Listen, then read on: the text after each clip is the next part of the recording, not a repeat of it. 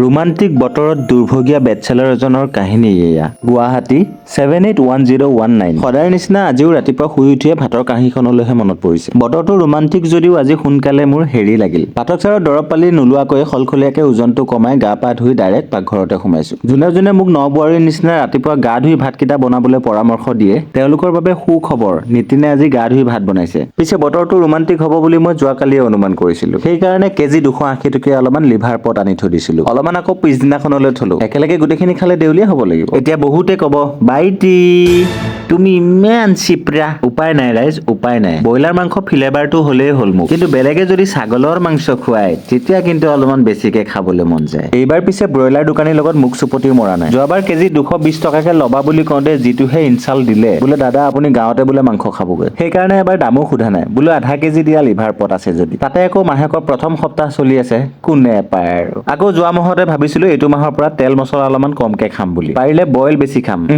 নহৈছেগে মানে নোৱাৰিছোগে। এটাই উপায় দেখিছো, বইল ভাল পোৱা এজনী চপাই ল'ব লাগিব, নহলে নহবগৈ। বাৰু এইফালে মাংসখিনি ভাজি আছো, আনহাতে মোৰ খাৱে ধৰা কেৰাহীটোত তেল গৰম হোৱাৰ লগে লগে এটা ডিপলিপ তেজপাত, এটা শুকনা জ্বালা, জিৰা, পাঁচফোৰণ, পিঁয়াজ অলপমান ভজাৰ পিছতে কাটি থৈ দিয়া ফুলকমলীয়া ৰঙালাওখিনিও দি দিছো। পৰিমাণ মতে নিমখ আৰু হালধি দি মিডিয়াম ফ্লেমত 5 মিনিটমান ভাজিবলৈ দিম। আনহাতে মাংসখিনিত দিবলগীয়া আৰু একো নাই, মাজে মাজে লৰাই থাকিলেই হ'ল। আৰু মাজে মাজে নিজৰ চেহেৰাটো দেখাই কেমেৰাৰ ফালে চাই এনেকে মিচিককে আৰ্টিফিচিয়েল হাঁহি এটা মাৰি দিব। তামাম ভিউজ আহে বোলে, চাওঁচোন আজি আহে নে নাহে। বাৰু এইফালে ফুলকমলীয়া ৰঙালাওখিনি 5 মিনিটমান ভজাৰ পিছতে 15 মিনিটমান তিয়াই থৈ দিয়া মুগ মচুৰ দালিখিনি দি দিছো। লগতে পৰিমাণ মতে অলপমান হালধি দি 5 মিনিটমান ভাজিবলৈ দিছো। আনহাতে মাংসখিনি জুচি কৰিবলৈ অলপমান ভকভকীয়া উতলা গৰম পানী দি দিছো আৰু ভালকে লৰাই আকৌ ঢাকনখন মাৰি সিজিবলৈ দিছো। দালিখিনি 5 মিনিটমান ভজাৰ পিছতে এতিয়া বকবকীয়া উতলা গৰম পানী দি দিছো আৰু বকবককে উতলিবলৈ দিছো। আনহাতে মোৰ লিভাৰ আৰু পটো ৰেডি হৈ গৈছে। শেষত অলপমান ধইনা ছিটিয়াই দিছো আৰু দালিখিনিও ঢাকনখন মাৰি সিজিবলৈ দিছো। আজি চাহ নাখাং বুলি ভাবিছিলো, কিন্তু নাই নহ'ব, খাবাই লাগিব। চাহখিনি চেকি অলপমান ঠাণ্ডা হ'বলৈ দিছো। কুকাৰটোতো জাপানী জহাকেইটা পাতি দিলো। ঢাকন উঠাই দালিখিনি সিজিছে নাই চাওঁতে উপলব্ধি কৰিলো দালিখিনিত ঘুটেনি মাৰবা লাগব। বাপৰে